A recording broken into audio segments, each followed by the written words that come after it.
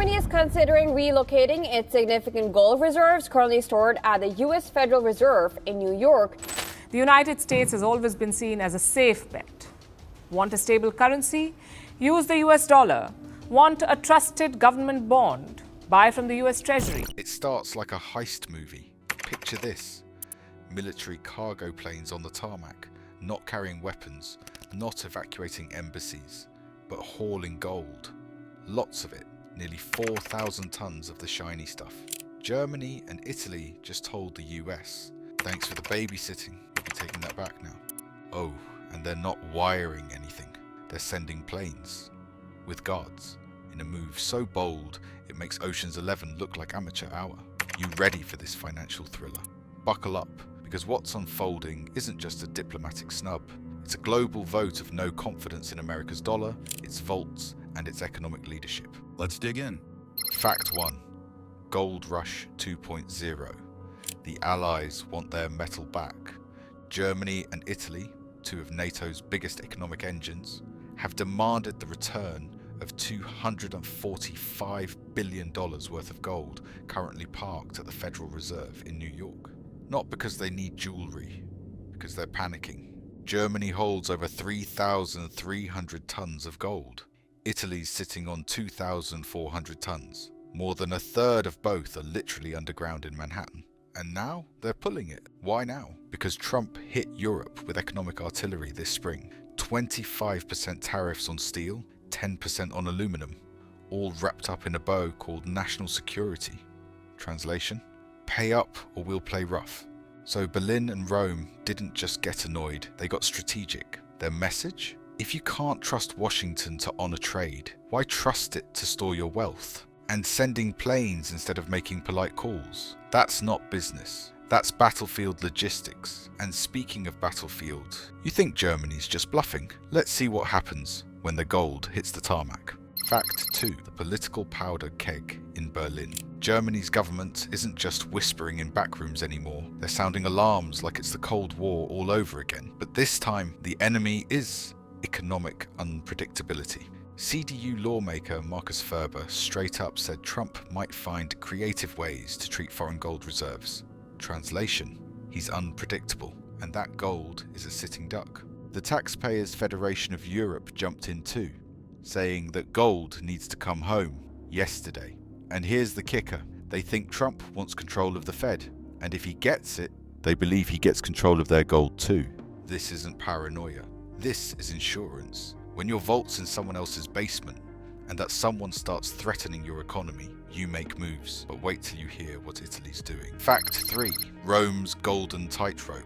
Italy is doing the political equivalent of walking a high wire during an earthquake. On one hand, they campaigned to bring their gold home. On the other, they've got a $40 billion trade surplus with the US that they don't want to mess with. Prime Minister Giorgia Meloni? She's keeping her poker face.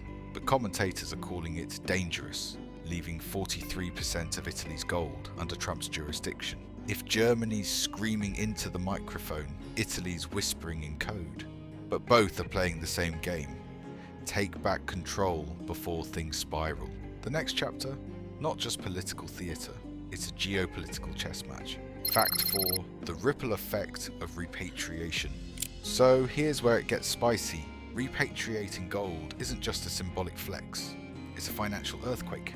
Gold isn't just shiny, it's collateral. Central banks use it to back currency, secure loans, and stabilize markets. If Germany and Italy yank nearly 4,000 tons of gold out of the US, they're not just emptying vaults, they're pulling support beams from global finance. Markets are already twitchy. Japan sold $17.5 billion in US bonds in April, and 10-year yields jumped 6 basis points overnight. Now imagine Germany and Italy doing the same thing, just with more firepower.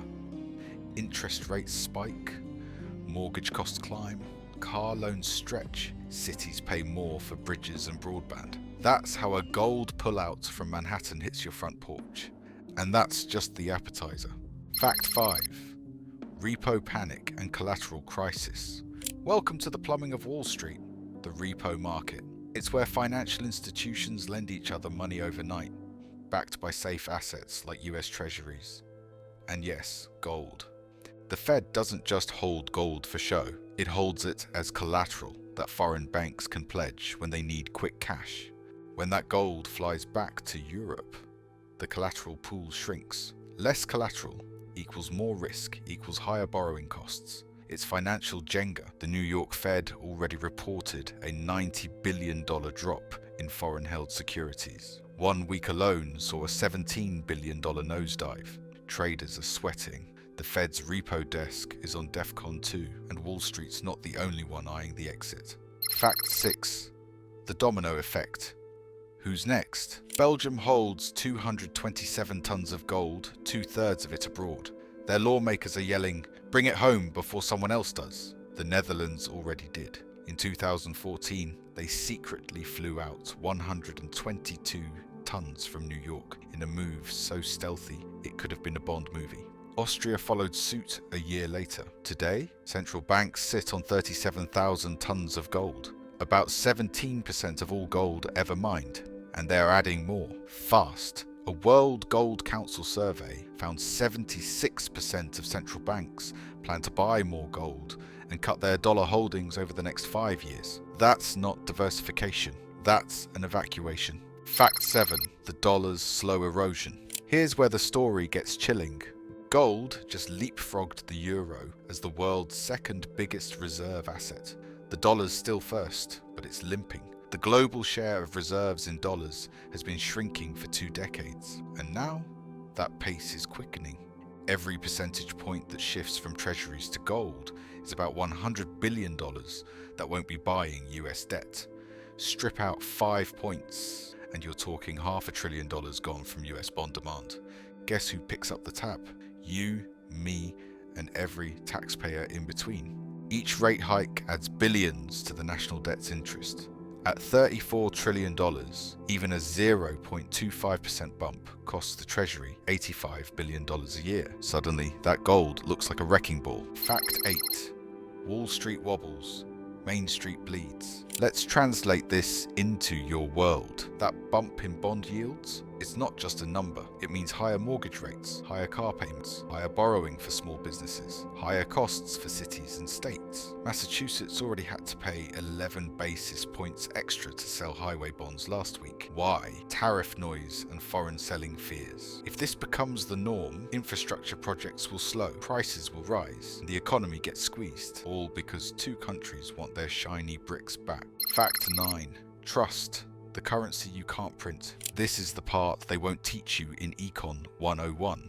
It's not gold or dollars or bonds that really run the show. It's trust. And trust is bleeding out of the system. A June survey of 75 reserve managers found 70% now avoid the dollar because of US politics. That number doubled in a year.